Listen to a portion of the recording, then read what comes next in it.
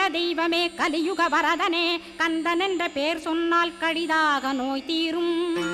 புவனேஸ்வரி மைந்தா போற்றினேன் திருவடியை நம்பினேன் திருவடி சாட்சியாக.